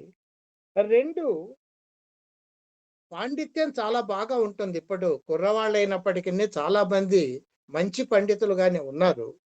ఆ పాండిత్యాన్ని భావనాత్మకతతో జోడించి కొంచెం సహనంతో గాని పద్యాలు చెప్పుకుంటూ పోతే చాలా మంచి అవధానులు మనకు చాలా మంది తయారయ్యేటువంటి అవకాశం ఉంది. వాళ్ళు జాగ్రత్త తీసుకోవాల్సిందల్లా ఒక్కటే, సంచాలకుల దగ్గర నుంచి. ఎందుకంటే ఈ మధ్య మా విద్యార్థులు, మా శిష్యులు అని ప్రచురించుకోవడంలో ఉండే ఉత్సాహం మిగతా వాటిలో కనిపించట్లేదు. దీనికి సంబంధించి నేను ఒకసారి యూజీసీ సెమినార్లో కాలేజీలో చెప్పాను. పైకి వచ్చినటువంటి వాణ్ణి మీ విద్యార్థి అని చెప్పుకునేటువంటి అధ్యాపకులు అదే తరగతిలో ఉండి వెనుకబడి ఎక్కడో అధోగతిలో చాలా తక్కువ స్థాయిలో బ్రతుకుతున్నటువంటి వాడిని కూడా మీ విద్యార్థి అని చెప్పుకోగలిగినప్పుడు వీడిని మీ విద్యార్థి అని చెప్పుకోండి. అంతేగాని పైకి వచ్చిన వాడినేమో మీ విద్యార్థి అని చెప్పుకుంటే వెనకబడినటువంటి వాడు మీ విద్యార్థి కాకపోతాడా? ఇద్దరు ఒకే తరగతి వాళ్లే కదా. ఆ ఘనతను మీరు క్లెయిమ్ చేసేటైతే ఈ వైఫల్యాన్ని కూడా మీరు మీ అకౌంట్ లో వేసుకోండి. వేసుకోగలిగితేనే ఆ ఘనత మీకు దక్కుతుంది అని యూజీసీ సెమినార్లోనే స్పష్టంగా చెప్పాను. అట్లా ఇప్పుడు మా శిష్యులు అని చెప్పుకోవడం అనేటువంటి పెద్ద ముచ్చటైపోయింది. ఆ ముచ్చట కోసం ఇట్లా తయారు చేసి వీళ్ళు విజృంభిస్తున్నారు. వాళ్ళ నుంచి వీళ్ళు జాగ్రత్త పడితే చాలు. మంచి పాండిత్యము, కవిత్వము చాలా మందిలో కనిపిస్తోంది. వాళ్ళు బాగా ఎదిగే అవకాశం కూడా ఉంది. తర్వాత ధన్యవాదాలు మాస్టారు. ఇక మీ రచనా విశేషాల్లోకి వెళ్తే ఎంతో అనాదరించబడినటువంటి రూపక ప్రక్రియ అయినటువంటి సంస్కృత బాణ సాహిత్యాన్ని మీద మీరు చాలా శ్రద్ధ పెట్టి దాని మీద మీరు చేసినటువంటి వర్క్‌కి ఆంధ్రప్రదేశ్ సాహిత్య అకాడమీ బహుమతి లభించింది. దాని మీద మీకు ఆసక్తి ఎలా కలిగింది? ఆ బాణ ప్రక్రియని ఎంచుకోవాలి, ఆ రూపకాన్ని ఎంచుకోవాలని మీకు ఆలోచన ఎలా కలిగింది మాస్టర్? జీవితంలో కార్యకారణ భావాలు చాలా విలక్షణంగా, ప్రత్యేకంగా కనిపిస్తుంటాయి. మనకు ఇలా ఇట్లా ఎందుకు జరిగింది అని తెలియకుండా. నేను 1972లో చౌకాంబా సాంస్క్రిట్ సీరీస్ ఆఫీస్ సంస్కృత పుస్తకాలు ఏవైనా సరే అప్పుడు వారణాసి నుంచి మేము తెప్పించుకుంటే వాళ్ళ విపిపి ద్వారానే తెప్పించుకునే వాళ్ళు, ఇక్కడెక్కడ దొరికేవి కాదు. కాబట్టి వాళ్ళ కేటలాగ్స్ కూడా పెద్ద పుస్తకాల్లాగా మా దగ్గర ఉండేవి. అలా చూస్తూ తిరిగేస్తుండే వాళ్ళు ఏ ఏ పుస్తకాలు ఉన్నాయి. అలా చూస్తూ ఉంటే బాణ ప్రహసనాలు ఓ చిన్న కాలం ఉంది. ఒక్కోటి రూపాయి పావలా అట్లా ఉంది రేటు. ఇదేదో తక్కువ ధరలో ఉన్నాయి కదా, పుస్తకాలు తెప్పించి చూద్దాం ఎట్లుంటాయో అని చెప్పి, నాటక భాగాలు కదా అని చూద్దామని వాళ్ళకు మీ దగ్గర ఉండే బాణాలు ప్రహసనాలు మొత్తం పంపేయండి అని ఆర్డర్ పెట్టేశాను. వాళ్ళు 3 ప్రహసనాలు, 2 బాణాలు పంపించారు. మా దగ్గర ఇవే ఉన్నాయి అందుబాటులో. అది 1972లో జరిగింది. విచిత్రంగా 1978లో ఆంధ్రప్రదేశ్ సాహిత్య అకాడమీ వాళ్ళు సంస్కృత బాణ సాహిత్యం మీద గ్రంథ రచన పోటీ పెట్టారు. వాళ్ళు గ్రంథ రచన అంటే ఒక శీర్షికను వాళ్ళు ప్రకటించి ఒక సంవత్సరం సమయం ఇస్తారు. సంవత్సరం లోపల దాని మీద పరిశోధన గ్రంథాన్ని మనం వాళ్లకు సమర్పించాలి. అందువల్ల 78లో సంస్కృత బాణ సాహిత్యాన్ని గురించి వాళ్ళు ఇచ్చారు. అప్పటికి మా దగ్గర 2 బాణాలు ఉన్నాయి 72లో తెప్పించినవి. ఆ 2 పెట్టుకొని బాణ సాహిత్యం మీద పరిశోధన ప్రారంభించాము. మాకు 4.5 నెలలే సమయం ఉంది అప్పటికి. మాకు తెలిసి నేను ఎంఏ పరీక్షలు రాస్తూ అవి కూడా అయిపోయిన తర్వాత ఈ పని ప్రారంభించేటికి 4.5 నెలల సమయమే ఉంది. ఆ 4.5 నెలల సమయంలో కృషి చేసి 192 బాణాలను పరిచయం చేశాం మా పుస్తకంలో. వాటి మీద సమగ్రమైనటువంటి అధ్యయనము అంతా చేసి ఆ 270 పేజీలు ముద్రణలో వచ్చినటువంటి పుస్తకాన్ని సమర్పించాము. దాన్ని ఉత్తమ గ్రంథంగా వాళ్ళు సాహిత్య అకాడమీ వాళ్ళు నిర్ణయించారు. దాని మీద డాక్టర్ దివాకర్ల వెంకటావధాని గారి అభిప్రాయం రాస్తూ ఇది బాణాలకు సంబంధించినటువంటి విజ్ఞాన సర్వస్వము అనే అభిప్రాయాన్ని ప్రకటించారు. అప్పటికి ఇప్పటికి కూడా బాణాలను గురించి ఏ భాషలో వచ్చినటువంటి పుస్తకమైనా సరే అదే ప్రామాణికంగా ఉంది. ఇక ప్రహసనాలు నేను పరిశోధన కోసంగా రకరకాల శీర్షికలు ఎన్నుకుంటున్నప్పటికీ మా పర్యవేక్షకుల యొక్క నిరాకరణతో అవన్నీ పక్కకు పోయాయి. అసలు నేను influence of philosophy and psychology and రస థియరీ, రస సిద్ధాంతం మీద తత్వశాస్త్రము, మనస్తత్వ శాస్త్రం యొక్క ప్రభావము అది రాద్దాం అనుకున్నాను. దాంట్లో పెద్ద విషయం ఏమీ రాదండి అన్నారు మా గైడ్. 2 సంవత్సరాల తర్వాత బెనారస్ నుంచి అదే టాపిక్ మీద ఒకరు సబ్మిట్ చేసి పిహెచ్డి తీసుకున్నాడు. ఇక్కడేమో మా గైడ్ దాంట్లో విషయమే ఉండదండి అన్నాడు. సరే నాకు తప్పలేదు, వదిలేక తప్పలేదు. పోనీ ఆధునిక సంస్కృత సాహిత్యం గురించి చేద్దామంటే ఒక విచిత్రమైన అనుభవాలు. ఒక రచయిత బోల్డ్ పుస్తకాలు రాశాడు. ఆయన ఇప్పుడు లేడు, వాళ్ళ అబ్బాయి ఉన్నాడు. అక్కడికి వెళ్ళి ఆ పుస్తకాలు దొరుకుతాయేమో అని వాళ్ళ ఇంటికి వెళ్ళాను బాపట్లలో. ఆయన ఇప్పుడు నాకు చాలా పుణ్యందండి, నేను వెళ్ళిపోవాలి, ఆ పుస్తకాలు ఎక్కడో ఉంటాయి చూస్తానులేండి తర్వాత చెప్తాను అన్నారు. సరేలేండి అని చెప్పి మళ్ళీ కలుస్తానులేండి మీకు తీరుకున్నప్పుడు వచ్చేస్తూ గుమ్మం దాకా వచ్చాను. ఆయన వెంటనే మీరు పర్చేస్ చేస్తారా అన్నారు. అవునండి అవసరం కదా అందుకే వచ్చాను అన్నాను. ఇలాంటి అవసరాలు ఉంటాయని ఒక సెట్ ఇక్కడే పెట్టుతానండి, ఇదిగో టేబుల్ మీద ఉన్నాయని చెప్పి తీసిచ్చాడు ఆయన. ఇలాంటి మనుషులతో నేను పరిశోధన చేస్తే ఎప్పటికి పూర్తి చేయగలను? పుస్తకాలు ఉన్నాయని అడిగితే ఆయనకు తీరిక లేదు. కొంటాను అంటే ఇలా కొనే వాళ్ళ కోసమే ఒక సెట్ పెట్టున్నానండి, ఇక్కడే ఉంది అని ఇచ్చేసేటప్పుడు తీసేసుకున్నాను. ఇలాంటి మహాత్ములతో మన థీసిస్ ఎప్పుడవుతుంది అని అది ఆపేశాను. అప్పుడు స్ఫురించింది మన దగ్గర ఇంక 3 ప్రహసనాలు ఉన్నాయి కదా వాటిలే కొనసాగిద్దామని. 72లో కొన్న ప్రహసనాలు వాటి మీద మళ్ళీ పిహెచ్డి తీసుకున్నాను.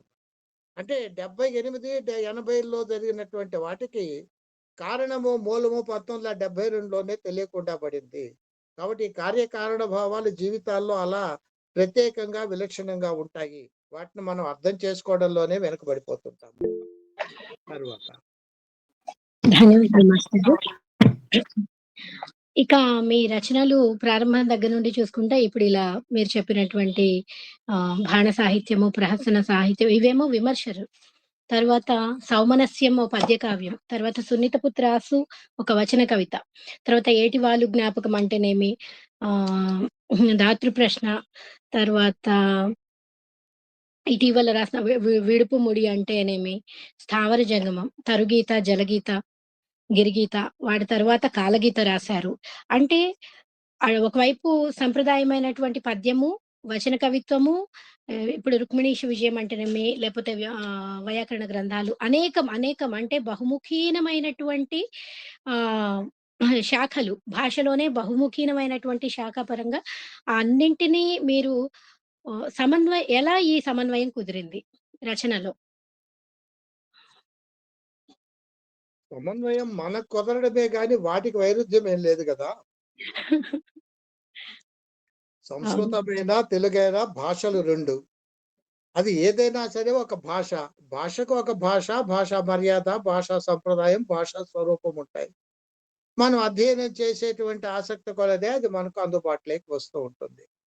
అందువల్ల ఒక భాష గొప్పది, ఒక భాష తక్కువది అనేటువంటి అభిప్రాయము ఎప్పుడూ కూడా సరైనది కాదు. ఏ పండితుడికి కూడా అలా ఉండడానికి అవకాశం లేదు. కాకపోతే సంస్కృత పండితులకు తెలుగు అంటే చిన్న చూపు అనేటువంటి చాలా సహజంగా ఉంటుంది చాలా మందికి. వాళ్ళకు తెలుగు అంటే కాదు, సంస్కృతంలో వేద పండితుడికి శాస్త్ర పండితుడు అంటే చిన్న చూపు, శాస్త్ర పండితుడికి సాహిత్యం వాళ్ళంటే చిన్న చూపు, సాహిత్యం వాళ్ళకి తెలుగు చదువుకునే వాళ్ళంటే చిన్న చూపు. ఇలా పెద్ద చూపు చిన్న చూపులు క్రమక్రమంగా వచ్చి పడుతుండేవే తప్ప అవి వాటి యొక్క సంప్రదాయాలు, దేని మర్యాదలు, దేని హద్దులు దానికి ఉంటాయి అనేటువంటి విషయాన్ని పెద్ద పెద్ద పండితులు కూడా చాలా అనాయాసంగా మర్చిపోతూ ఉంటారు. అది భాషకు, జాతికి దురదృష్టకరమైనటువంటి అంశం. నాకు అలాంటి దురదృష్టకరమైన అభిప్రాయాలు లేవు. ఏ భాష అయినా విలువైనదే, ఏ భాషా సంప్రదాయమైనా విలువైనదే. మనం నేర్చుకోవడంలో చేతగాంతనమే తప్ప భాషకు వచ్చినటువంటి లోటేమీ లేదు. అంతెందుకు మనం తెలుగులో చూడు అంటాం, చూడండి అంటాం. హిందీ వాడు సునియే అంటాడు. మనం చూడండి అండమేంటి, వాళ్ళు వినండి అండమేంటి? ఇద్దరి దగ్గర అది వేస్ట్, నిరుపయోగమైన పదమే. అంటే ఎదుటి వాడిని మనకు ఉన్ముఖీకరణ చేసుకునేందుకు మనం వినండి చూడండి అంటాం. హిందీలో వాళ్ళు సునియే వినండి అంటారు. అది ఒక భాషా మర్యాదలు, భాషా సంప్రదాయాలు. అంతేగాని వినమంటాడేంటి, వాడు చెప్తే కదా అంటే చూడమంటావేంటి, నువ్వు చూపిస్తే కదా అంటాడు కదా. ఇలాంటి పిచ్చి విమర్శలు మానేస్తే ఏ భాష అయినా ఒకటే. ఏ భాషా సాహిత్యమైనా, ఏ భాషా నిష్ణాతులైనా వీళ్ళందరూ కోరేది ఆధునికులైనా, ప్రాచీనులైనా అందరూ బాగుండాలి అనేటువంటి ఒక్క సంకల్పమే. కాకపోతే ఎవడి యొక్క అభిప్రాయాల మేరకు ఈ సంప్రదాయబద్ధంగా ఉంటే బాగుంటుంది, బాగుపడతామేమో, శుభం జరుగుతుందేమో అని వాడనుకుంటే, విప్లవాత్మకంగా ఉంటే అంతా మంచి జరుగుతుంది అని వీడనుకుంటాడు. ఇద్దరి లక్ష్యము మంచే, మార్గాల్లోనే తేడా. వీడేమో సంప్రదాయబద్ధంగా ఆలోచిస్తే మంచి జరుగుతుందంటాడు, సంప్రదాయం మీద తిరుగుబాటు చేస్తే మంచి జరుగుతుంది అని వాళ్ళు అంటారు. ఇద్దరు లక్ష్యము ఒకటే. కందుకూరి వీరేశలింగం గారు తిరుగుబాటు చేసిన వితంతు వివాహాల మీద, అతంతు వితంతువులకు వివాహం ఎలా జరుగుతుంది ఇంకోటి ఖండిస్తూ పుస్తకం రాసిన, ఇద్దరు లక్ష్యము బాగుండాలని. కాకపోతే అలా ఉంటే బాగుంటుందని వాళ్ళు, ఇలా ఉంటే బాగుంటుందని వీళ్ళు అనుకుంటారు అన్నమాట. ఇప్పుడు కన్యాశుల్కం ఉంది, గురజాడ గారు కన్యాశుల్కం అని నాటకం రాశారు. కన్యాశుల్కాన్ని తీవ్రంగా అధిక్షేపిస్తూ కొంతకాలానికి అది పోయింది, వరకట్నం వచ్చింది, వరకట్నం కూడా పోయింది, మళ్ళీ కన్యాశుల్కం ఇప్పుడిప్పుడే ప్రవేశిస్తూ ఉంది. ఇవన్నీ కూడా సామాజిక అవసరాల దృష్ట్యా ఉండేవే కానీ ఇది ఏ ఒక్కటి మంచి కాదు, ఏ ఒక్కటి చెడు కూడా కాదు. అప్పటికప్పుడు ఉండేటువంటి సామాజిక ధోరణుల వల్ల ఏర్పడేటువంటివి. కాబట్టి వీటిల్ని పట్టించుకొని కూర్చొని ఒకటి మంచి ఒకటి చెడు అనేటువంటి తీర్మానాలు చేసుకుంటే ఎప్పుడూ కూడా మనిషి వెనకపడతాడు, మనిషితో పాటు జాతి కూడా. కాబట్టి నాకు అటువంటి దురదృష్టకరమైన ఆలోచనలు లేవు. సంప్రదాయబద్ధమైన కవిత్వం రాసేవాడైనా సర్వే జనా సుఖే భవంతు, ఆధునికంగా విప్లవ కవిత్వము, దిగంబర కవిత్వం రాసిన వాడైనా సరే అందరికీ సమాన హక్కులు కావాలి కదా, ఒకడు ధనవంతుడుగా ఉండడం ఏమిటి, ఒకడు దరిద్రుడిగా ఉండడం ఏమిటి అనేటువంటి ఆలోచన. కాబట్టి ఈ రెండింటినీ సమన్వయం చేస్తూ అక్కడ ఉండేటువంటి దాన్ని స్వీకరిస్తూ ఇక్కడ ఉండేటువంటి దాంతో సమన్వయం చేస్తూ ఉంటే మనకు మంచి దారి ఏర్పడుతుంది. 10 మంది కూడా ప్రశాంతంగా ఎదిగేటువంటి అవకాశము ఏర్పడుతుంది. అందువల్ల సమన్వయం చేయడంలో వచ్చిన ఇబ్బంది ఏం లేదు. అందుకే శివానంద లహరికి సంస్కృతంలోనే వ్యాఖ్యానం రాశాను. రుక్మిణీచి విజయానికి తెలుగులో విస్తృతంగా వ్యాఖ్యానం రాశాను. అవును. అలాగే కాలగీత, విడుపుముడి, ఏటివాలు జ్ఞాపకం, స్థావర జంగమం, శూన్యతప్తరాసు, సౌమనస్యం ఇలాంటివి కూడా రాశాను. ఇక్కడ సౌమనస్యాన్ని గురించి ఎటు ప్రసక్తంగా వచ్చింది కాబట్టి ఒక అభిప్రాయం చెప్తాను. సౌమనస్యం రాసింది నేను. కరుణశ్రీ గారి పుష్ప విలాపానికి ఒక కౌంటర్ లాంటిది. పాపం పుష్ప విలాపం రాస్తూ మమ్మల్ని ఎందుకు కోస్తారు అని పూలు ఏడుస్తున్నాయి అంటూ కరుణశ్రీ గారు పుష్ప విలాప్ అనే ఖండిక రాశారు. అది చాలా ఘంటసాల గారి గానం కూడా కలవడంతో దానికి చాలా గుర్తింపు వచ్చింది. కాబట్టి అది చూసి పూలు కొయ్యటమా వద్దా అని ఆలోచించిన వాళ్ళు కూడా ఎవరైనా ఉంటారేమో తెలియదు, లేరని అనుకుంటాను. నేనేం చేశానంటే పూలు కొయ్యాలి కదా అంటూ నేను ప్రతిపాదించాను సోమనస్యం. భాషా ప్రవీణ్ అక్కడ ఏలూరులో లెక్చరర్ గా పనిచేసేటప్పుడు ఇద్దరు విద్యార్థినులు ఓ రోజు అడిగారు నన్ను. అక్కడ ఓ తోట, ఓ చెట్టు ఉంది, దానికి ఒక పువ్వు ఉంది. ఆ దాన్ని పెడుతూ ఒక అబ్బాయి దాన్ని కోయాలనుకొని వెంటనే ఆగిపోతాడు. కోసేస్తే వాడిపోతుందేమో, ఇలాగే ఉంటే బాగుంటుంది కదా అని కోయడం మానేశాడు. ఆ పువ్వేమో కోస్తే బాగుంటుంది కదా అని పువ్వు అనుకుంది. మీరు ఎవరి భావాన్ని సమర్థిస్తారు అనేటువంటి ప్రశ్న వేశారు. అడిగిన వాళ్ళల్లో ఒక అమ్మాయి వెలుగోలు నాగరాజ్యలక్ష్మిని, ఇప్పుడు గుంటూరులో కూడా ఉంటుంది. గవర్నమెంట్ కాలేజీ ప్రిన్సిపాల్ గా, డిగ్రీ కాలేజీ ప్రిన్సిపాల్ గా పనిచేసి రిటైర్ అయి ఉంటుంది. అప్పుడు వాళ్ళకి సమాధానం చెప్పి నేను ఆ పువ్వు ఆలోచనలే సమర్థిస్తాను, దీని మీద ఒక కావ్యమే రాస్తాను అని చెప్పి అప్పుడు ప్రారంభించి రాసింది సోమరస్యం. కాబట్టి ఇది పుష్ప విలాపానికి పూర్తిగా వ్యతిరేకమైనటువంటి భావం. అలానే కరణశ్రీ గారితో నాకేమైనా శత్రుత్వమా? కాదు కదా. అందుకని ఆ సోమనస్యానికి వారి చేతనే ముందు మాట రాయించారు. 14 పేజీలు రాశారు పాపం. చాలా సూక్ష్మంగా ప్రత్యక్షము పరిశీలించి 14 పేజీలు ముందు మాట రాశారు. అంతేకాదు ఆవిష్కరణ సభకు వారి చేతనే పిలిపించి ఆవిష్కరింపజేశాము, ఆయన చేతనే సమీక్షింపజేశారు. సహజంగా ఒకరికి వ్యతిరేకంగా మనం పుస్తకం రాస్తామంటే వాళ్ళ దగ్గర ముఖాముఖి ఉండడానికి కొంచెం జంకుతాం. ఏమంటారు? అదేం లేదు. ఎందువల్లంటే ఇది ఒక భావన, ఒక ఆలోచన, ఒక దార్శనికత. ఈ దార్శనికతలో కూడా హేతుబద్ధత ఉంది. ఉన్నప్పుడు ఇంకా జంకవలసింది ఏముంది? అందువల్ల వారింటికి వెళ్ళి ఆ పుస్తకం ఇచ్చి వారితో ఆ పూట వాళ్ళ ఇంట్లో భోజనం కూడా చేసి ఆ తర్వాత ఆయన ముందు మాట రాసి సభకు వచ్చి ఆవిష్కరించి గంటన్నర సేపు మాట్లాడారు దాని మీద. అప్పుడు అక్కడ శ్రోతలు అడిగారు, మీరేమో పూలు కొయిస్తుంటే వాడి పడిపోతున్నాయి, ఏడుస్తున్నాయి అంటూ పుష్ప విలాపం రాశారు, పూలు కొయ్యకూడదు అని. ఏమో పూలు కొయ్యకపోతే ఎలా, ఇది పుస్తకం రాశారు సోమరస్యము, అది రాసి మీరు ఊరుకోకుండా మళ్ళీ దీని దగ్గరికి వచ్చి ఆవిష్కరించి బాగుంది అని చెప్పి మళ్ళీ గంటన్నర సేపు మాట్లాడారు. ఇప్పుడు మాకు చెప్పండి, పూలు కొయ్యాలా మానాలా అని అడిగారు.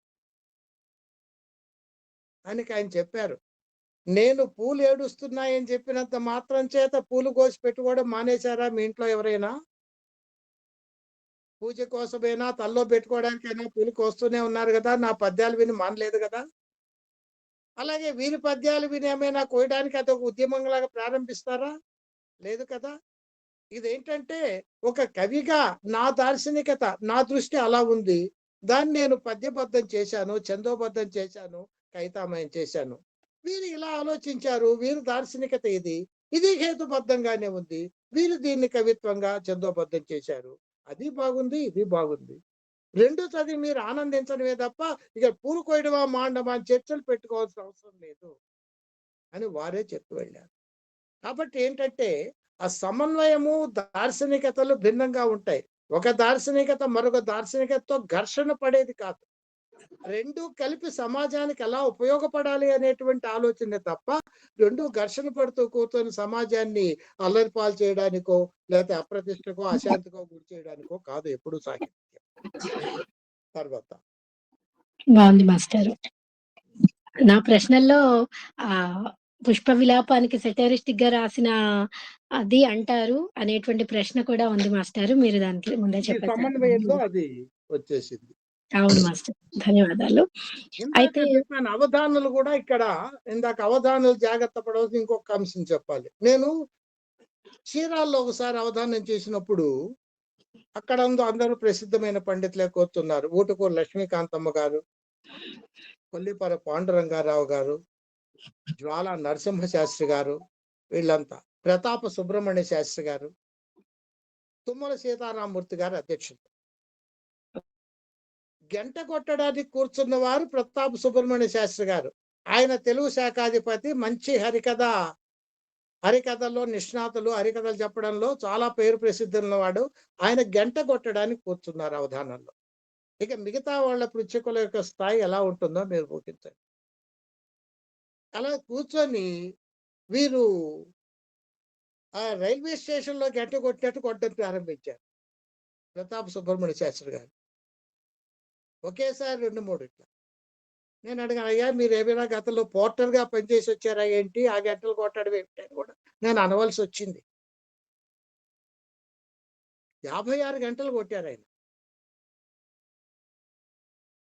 ఆ రోజుల్లో ఏంటంటే గంటలు కొట్టడము, అది అటు ఒకటో రెండో తేడా రావడము, ఆ ఒకటో రెండో తేడా రావడం, సహజం లేని సర్దుకొని పోవడము, ఇదంతా అప్పటి సాధారణ మర్యాద.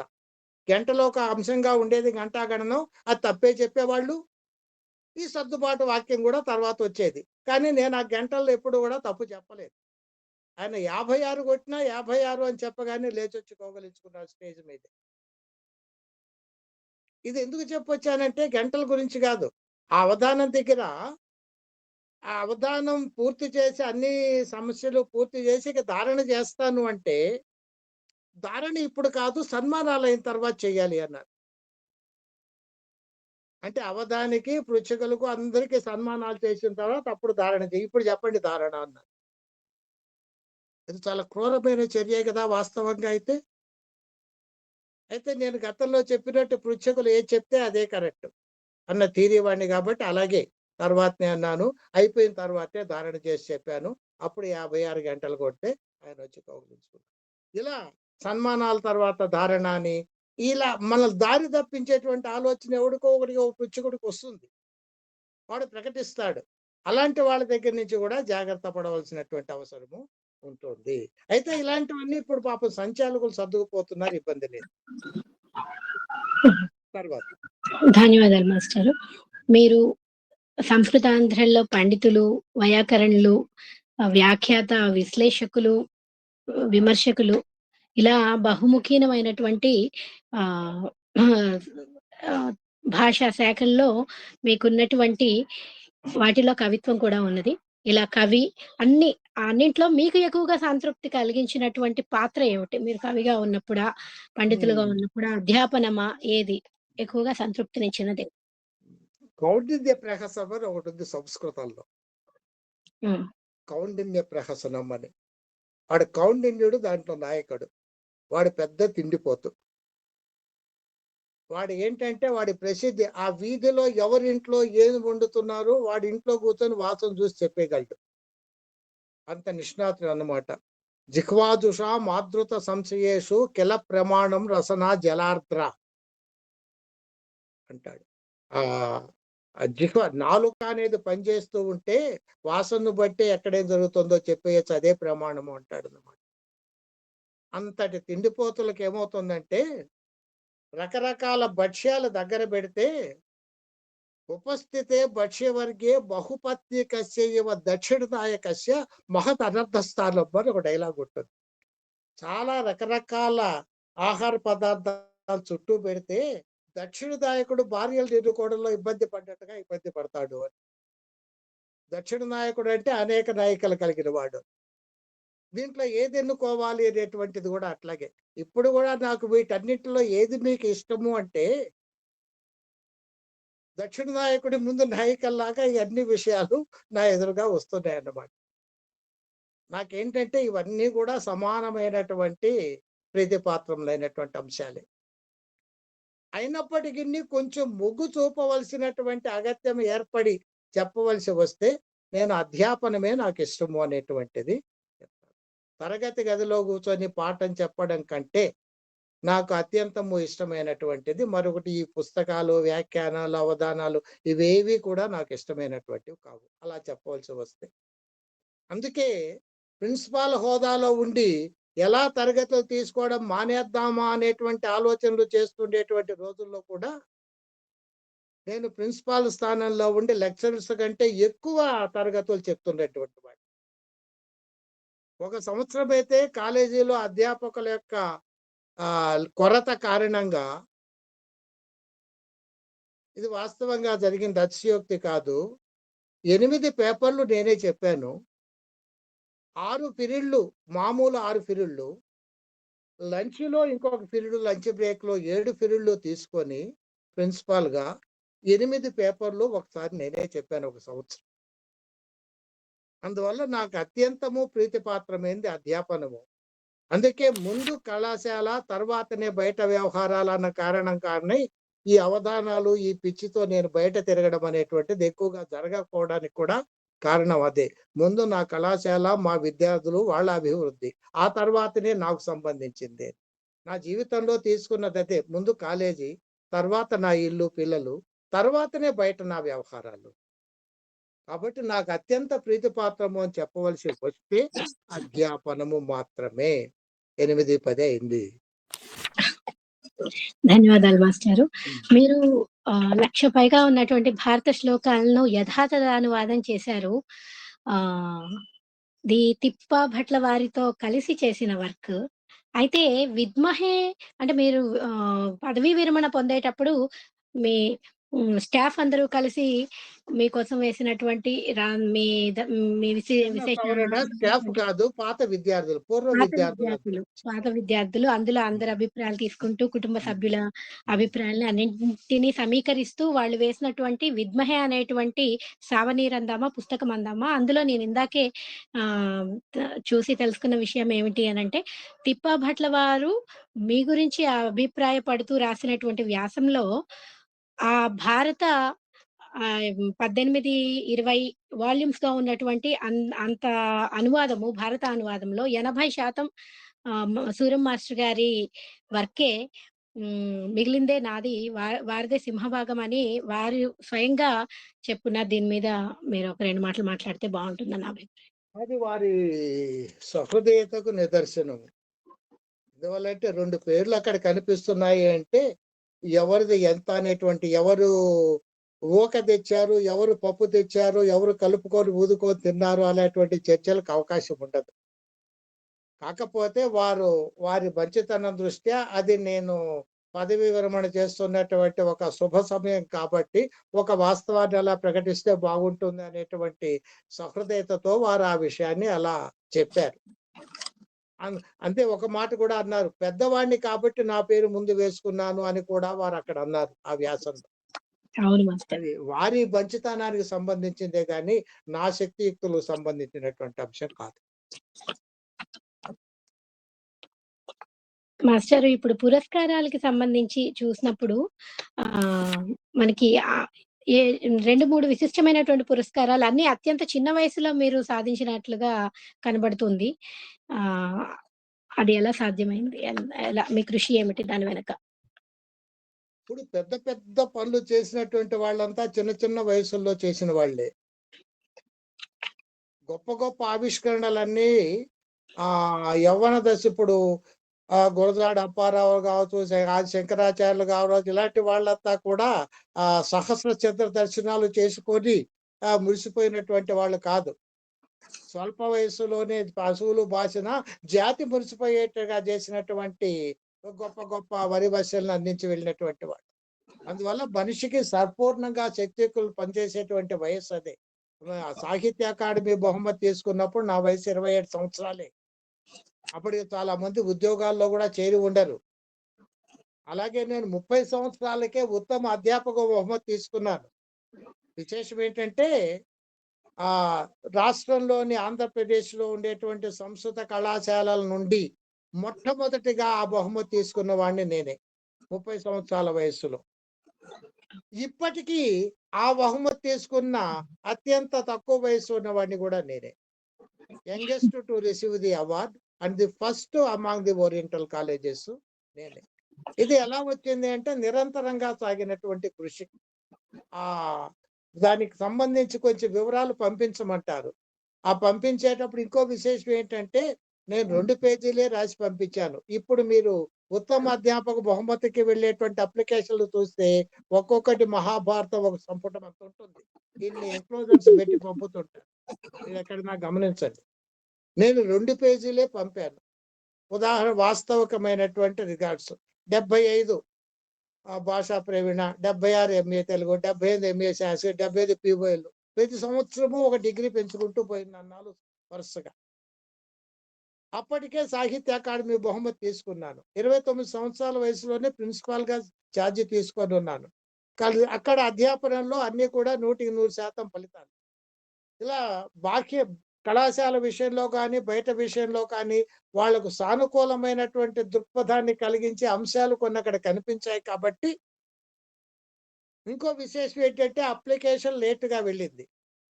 ఇక్కడ పోస్ట్ మాస్టర్ గారి యొక్క సౌమనస్యం వల్ల, సామంజస్యం వల్ల ఏంటంటే ఎక్కువ పోస్టేజ్ పట్టవలసింది తక్కువతో పంపించారు. డ్యూ పడింది. వాళ్ళు తిరిగి పంపించారు. గవర్నమెంట్ ఆఫీసుల్లో డ్యూ పడితే తీసుకోరు కదా! వెనక్కొచ్చింది. మళ్ళీ వేసి పంపించాను పోస్టేజ్. సరే డ్యూ దృష్ట్యానో ఎందుకో మళ్ళీ వాళ్ళు యాక్సెప్ట్ చేశారు లేట్ అయినా. ఇంకొకటి కూడా 10 సంవత్సరాలు సర్వీస్ ఉండాలి అనేటువంటిది ఒక నియమం ఉంటుంది. నాకు 10 క్యాలెండర్ ఇయర్స్ పూర్తి కాలేదప్పటికి. 10 అకాడమిక్ ఇయర్స్ మాత్రమే పూర్తయింది. దాన్ని కూడా కన్సిడర్ చేశారు. అంటే ఇన్ని వెసులుబాట్లతో పాటు దాన్ని గుర్తించవలసినటువంటి అంశం ఏదో దాంట్లో వాళ్లకు మిగతా వాళ్ళకంటే ప్రత్యేకించి కనిపించి ఉండవచ్చు. ఆ కారణంగా నాకు మొట్టమొదటి బహుమతి ఓరియంటల్ కళాశాలల నుంచి నాకే ఇచ్చారు. తక్కువ వయసులో ఇప్పటికి కూడా అంత తక్కువ వయసులో ఆ బహుమతి తీసుకున్న వాళ్ళు ఎవరు లేరు. ఇది ఎందుకు అంటే ఇక్కడ ఒకటి సంస్కృతం చదివినందువల్ల వచ్చినటువంటి వెసులుబాటు. మిగతా వాళ్ళందరికీ ఎందుకంటే దాదాపు 23 సంవత్సరాల దాకా ఎంఏ డిగ్రీ తీసుకోలేరు లెక్చరర్. ఉద్యోగంలో చేరాలి అంటే డిగ్రీ, ఎంఏ తర్వాత వాడు 23 సంవత్సరాలకు కనీసం చేరతాడు. వెంటనే చేరినా 10 సంవత్సరాల సర్వీస్ కావాలంటే 33 కావాలి. నేను 20 సంవత్సరాలకే క్వాలిఫై అయినందువల్ల సంస్కృతం చదివి దాని మీద లెక్చరర్ పోస్ట్ వచ్చేటికి 30 సంవత్సరాలు, 10 సంవత్సరాల సర్వీస్ వచ్చేసింది. ఈ సంస్కృతం చదవడం అనేది అలా కూడా నాకు చాలా ప్రత్యేకంగా సహకరించింది అని కూడా చెప్పవచ్చు. ధన్యవాదాలు మాస్టారు. చివరిగా ఒక్క చిన్న ప్రశ్న మాస్టారు. మీరు రసవిద్యలో కవిత్వం తనకు కావాల్సిన స్వరూపాన్ని తానే కాలానుగుణంగా నిర్ణయించుకుంటుంది. అయినా గాని అన్నింట్లో జోక్యం చేసుకునేటువంటి మానవ ప్రవృత్తి దాన్ని కూడా నియంత్రించే పని చేసింది అని మీరు చెప్పినప్పటికీ సాహసించి మా గ్రూప్‌లో ఉన్నటువంటి కవులకు కానివ్వండి, ఇప్పుడు వర్ధమానంలో రాస్తున్నటువంటి కవులకు కానివ్వండి, మీరు ఏ విధంగా కవిత్వ రచనలో మార్గదర్శనం చేయగలుగుతారు అనేటువంటి కవిత్వం తన రూపాన్ని తానే సంతరించుకుంటుంది అంటే మీరు ఒక భావం రాగానే రాసినటువంటి మొదటిది మీరు అనుకున్న రూపంలోకి వచ్చిందనుకోండి, అది తన రూపాన్ని తాను ఏర్పరచుకున్నట్టు. మీరు కొట్టివేతలు మానేసి లేకపోతే పాత సినిమాల్లో ప్రేమ లేక ఆ కాగితాన్ని చుట్టి ఒక 20, 30 కాగితాలు పక్కన పడేసి తర్వాత రాశారనుకోండి, అది దాని స్వరూపాన్ని మీరు నియంత్రించడానికి ప్రయత్నిస్తున్నట్టు. ఆ భావన సరిగ్గా ఉంటే తనంతట తానే అది మీరు ప్రారంభించగానే ఆ రూపంలోకి వచ్చేస్తుంది. మీరు బలవంతంగా తెప్పిస్తున్నారు అంటే అది దాని రూపం కాదు అని అర్థం. అదేదో గుర్తించి అలా చేసినప్పుడు అది సరిగా పాఠకులకు సూటిగా చేరేటువంటి అవకాశం ఉంటుంది. ఆ ఒక్కటి అంటే ఏదో రాయాలి అనే దానికంటే కూడా ఎలా రాయాలి అనేది తెలుసుకొని రాస్తే దానికి అవసరమైన శక్తి, నిపుణత, అభ్యాసం మూడింటిని సంపాదించుకొని ఇప్పుడు శక్తి ఉన్నప్పటికీ వ్యుత్పత్తిలో లోపం వల్ల చాలా ఇబ్బందులు వస్తున్నాయి. తగినంత వ్యుత్పత్తి లేకుండా రాసేస్తున్నాము. దాన్ని పెంచుకున్న తర్వాత రాస్తే నిర్దుష్టంగా కవిత్వం తయారయ్యేటువంటి అవకాశం ఉంటుంది. ధన్యవాదాలు మాస్టారు. మహానుభావులు ఎక్కడో ఉండరు. మన మధ్యను, మన చుట్టూ, మనలోను, మన పరిసరాల్లోనూ, మన మనఃకుహరాల్లోనూ అజ్ఞాత వాసం చేస్తూ కూడా ఆనందంగానే ఉంటారు అనే మీ ఏటివాలు జ్ఞాపకం మాటల్ని ఇప్పుడు అనుభూతి చెందుతూ మా మధ్యలో ఉన్న మిమ్మల్ని స్మరించుకుంటూ మళ్ళీ మీకు నమస్కారాలు తెలియజేస్తున్నాను. విశిష్టమైన సమయం కేటాయించినందుకు ధన్యవాదాలు తెలియజేస్తూ తదుపరి నిర్వహణ బాధ్యత చక్రవర్తి గురువు గారికి అర్పిస్తూ నమస్కరిస్తున్నాను. ధన్యవాదాలు డాక్టర్ సూరం మాస్టర్ గారు. మీకు మరీ ప్రత్యేకమైనటువంటి ధన్యవాదాలు. ఎందుకంటే చాలా విషయాలు ప్రసక్తంగా మీ అనుభవము, మీ విశేషమైనటువంటి అనుభవము, జీవితానుభవము, సాహిత్య అనుభవము, వీటన్నిటిని జోడించి చాలా చక్కటి విషయాలు మా అందరికీ కూడా తెలియజేశారు. ప్రధానంగా ఒకటి రెండు హైలైట్గా చెప్పాలి కాబట్టి చెప్తున్నా కానీ ప్రతిదీ ఒక ముఖ్యమైనటువంటి విషయమే. రేపు ఎలాగో యూట్యూబ్లో వస్తుంది కాబట్టి అన్ని విషయాలు మళ్ళీ మనం ఒకసారి చెప్పుకోవడానికి వినడానికి అవకాశం ఉంటుంది. అవధాన విషయంలో చాలా చక్కటి మార్గదర్శనలు 2-3 మీరు సూచించారు. అవి ఈ కాలంలో అవధానంలో మనం మార్పులు తీసుకురాగలిగినట్టయితే అవధానము పూర్వపు వైభవం సంతరించుకోవడానికి అవకాశం ఉంటుంది అని తెలియజేస్తూ, అలాగే భాష పాండిత్యం ఈ విషయాల్లో ఒకళ్ళనొకళ్ళు తక్కువ చూసుకోవడం, ఒక భాషను ఎక్కువ ఒక భాషను తక్కువగా చూడటం అనే దాంట్లో మంచి సూచన చేస్తూ సమన్వయంతో ధోరణితో సాగాలని చెప్పినటువంటి మీ మాటలు చాలా అమూల్యమైనవి అనేటువంటి విషయం ఒకటి. అది చాలా స్ట్రెస్ చేసి చెప్పారు. మీ ధోరణి అదే, మనందరం కూడా అది పాటించదగినటువంటి విషయం. చివరిగా ఇచ్చినటువంటి సందేశంలో చివరి ప్రశ్నకి ముఖ్యంగా మా వాళ్ళందరికీ బాగా ఉపయోగిస్తుంది. ప్రతి ఒక్కరికి కవితా రంగంలో ఉన్నటువంటి వాళ్ళు ఉపయోగిస్తుంది. ప్రతిభ ఎంత ఉన్నా కానీ ఆ వ్యుత్పత్తి అభ్యాసం లేనట్టయితే ఆ కవిత రాణించదనేది పూర్వ లాక్షణికులను ప్రస్తావిస్తూ మీరు చెప్పిన అంశం చాలా బాగుంది. మీకు మరీ ధన్యవాదాలు.